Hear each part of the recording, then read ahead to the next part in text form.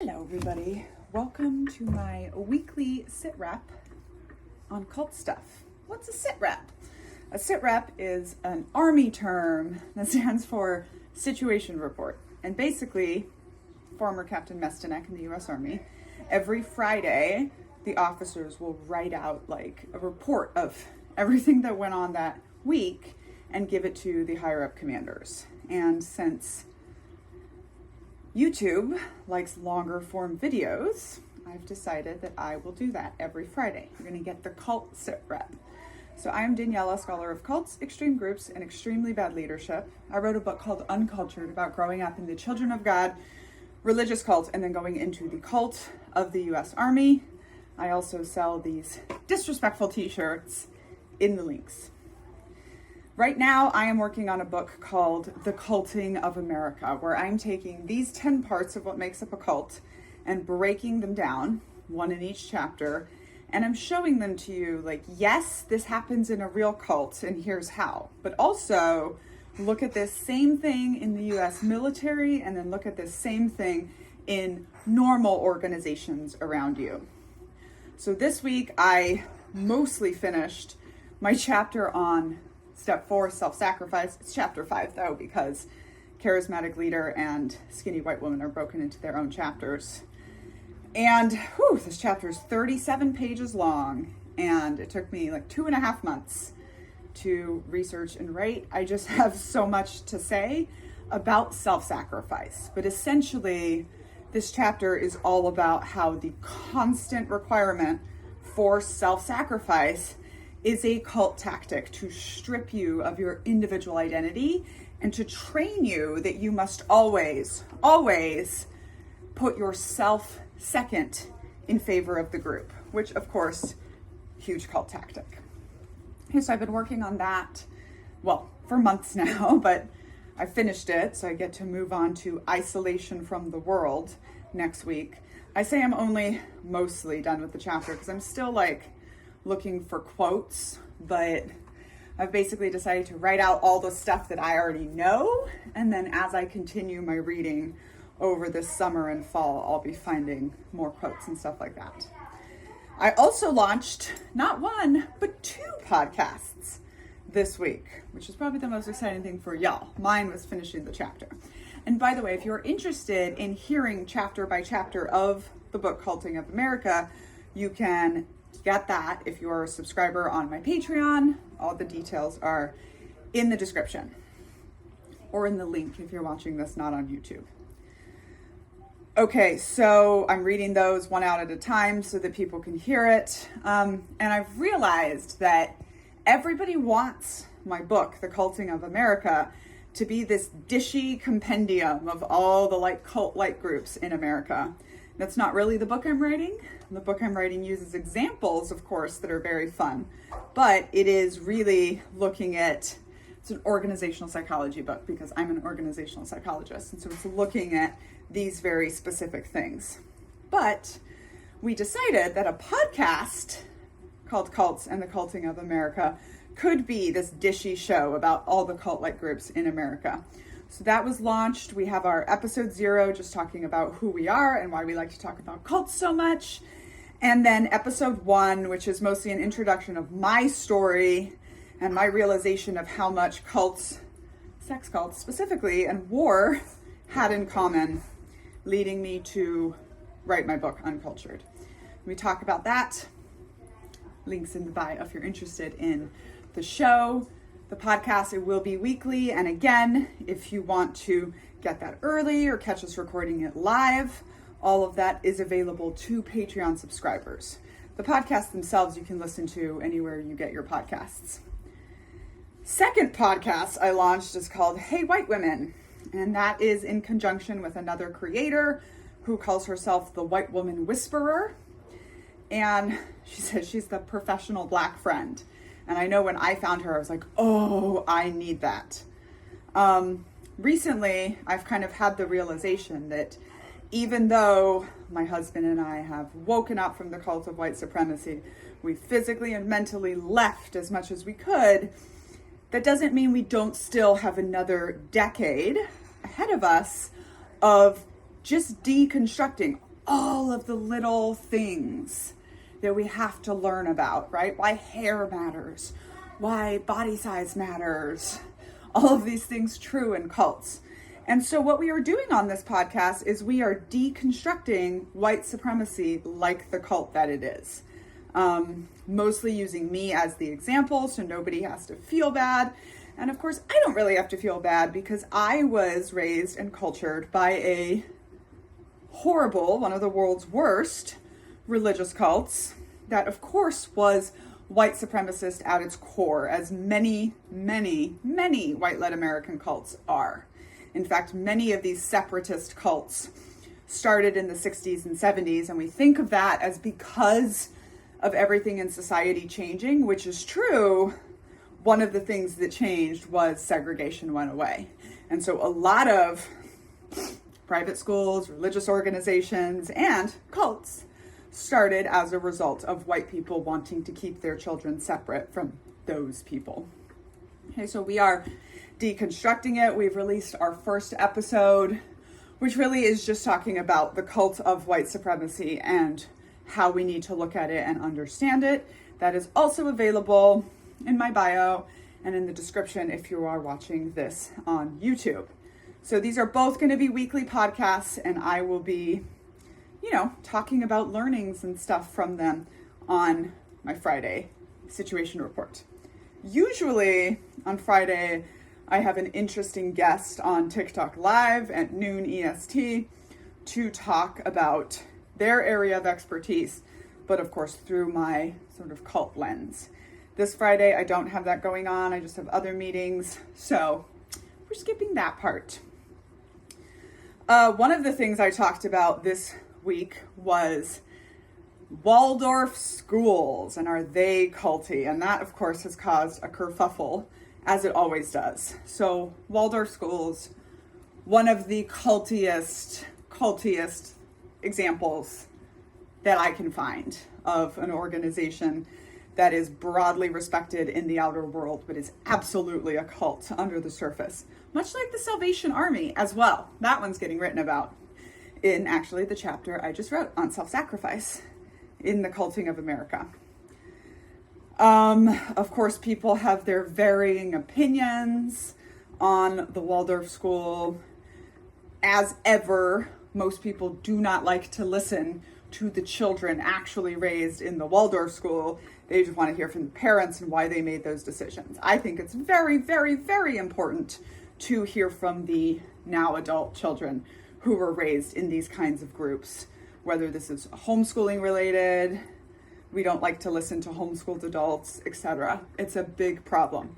And actually, for a while in the 70s and 80s, during the cult wars, when religious leaders saw the writing on the wall was going to get stricter and we were going to create laws to protect people from cults, freedom from religion laws, religious leaders and scholars cracked down and were like, don't call it a cult, don't believe people, ex-members from cults.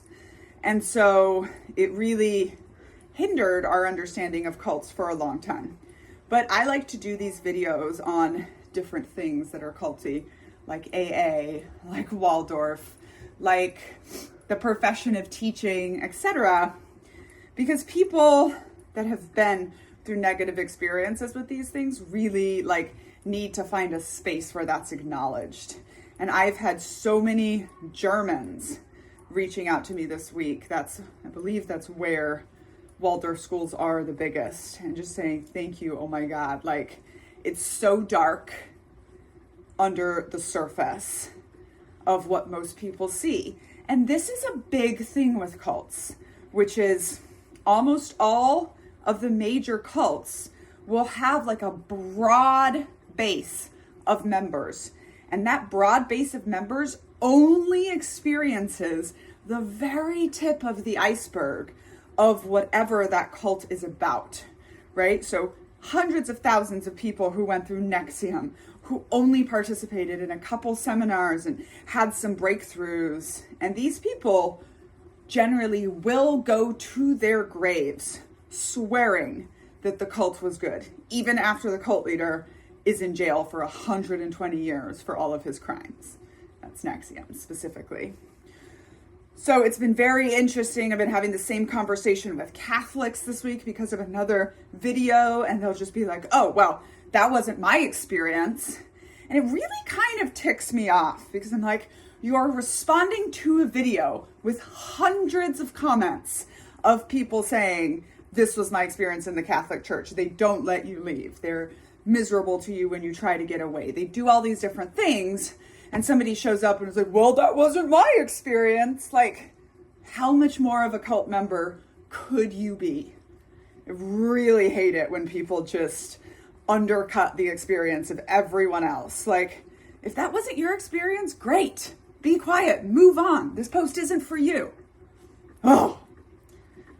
All right, I will always be here to talk about the bad stuff. It really pisses people off too, which is so fun for me. Right, so I call myself a scholar of cults, extreme groups, and extremely bad leadership. And this week it was on Threads that people didn't like what I was talking about. It was the cultiness of superfan behavior in Taylor Swift. I'm a huge Swiftie, by the way. Still want to talk about the culty stuff, like her fans calling her mother. People get bigly mad. And then they quickly jump to, oh my God. Is what you do only talk about cults? Don't you think that makes you like biased and angry and evil and horrible? Like, and it's just funny to me. Oh, I'm sorry. Did I talk too much about cults on this channel that I started solely for the purpose of talking about cults? Like, none of my social media is here to convince you that I have a fun and balanced life, which I do. It's wonderful. It's here to talk about my area of expertise, which is cults, extreme groups, and extremely bad leadership, and to help individuals understand how to navigate that stuff. So I am by trade an organizational psychologist with a background as a military intelligence officer. I've been studying the bad guys for a long time. Mostly in organizational psychology, what happens is we study human motivation tactics, and then we sell our services to corporations to help them motivate you to build their good cults. And as you may or may not know, on this channel, we do not believe in good cults. They always hurt the individual. They always result in exploitation of labor, ends justifies the means mentality, and bad juju. I also think it's just really patriarchal and American and capitalist to think like, oh, we'll just take the worst groups and flip them. We'll use their tactics, but we'll say that we're the good guys. Bing! Good cults. Like, no. I also think there's so much conceit in that question. Like, when I hear that question, I hear, can I do the exact things that the bad guys do? Can I hack motivation and personality for my own purposes? But I promise you that it will be for good. And I also, again, the conceit, the superiority of like, yep, everyone else has built a bad cult, but you're going to be the one that builds a good one. Sure. Totally believe that. No, I don't. There are no good cults. Anyway, but when you are in any kind of these careers that I call professional Cassandras, people are going to dislike you. And Cassandra, of course, was the princess of Troy who was cursed by the god Apollo, who wanted to bang her and gave her the gift of prophecy. And then when she said no anyway, he then had her ears licked by snakes, which resulted in the fact that she was going to be able to see the future, but nobody was going to believe her. And when you actually are becoming an intelligence officer in the US Army, they warn us about this because we are the experts on the bad guys. We are the red team. And they tell us, just keep in mind, like, nobody's gonna like you. This is just how it works.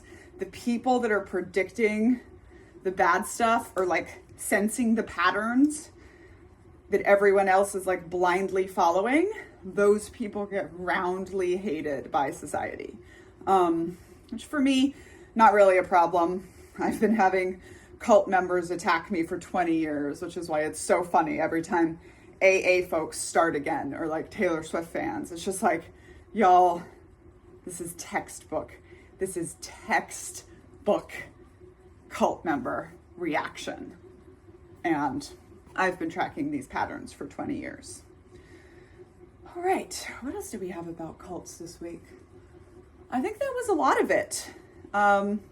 Anyways, to finish up, I now call myself a disorganizational psychologist because instead of selling my knowledge of humans and groups and motivation tactics to corporate America, I am trying to flip that around and use my knowledge to help individuals navigate these groups and systems that we are in, because we built groups and systems to be stronger than individuals. That's what gave us an edge over the rest of the animal kingdom.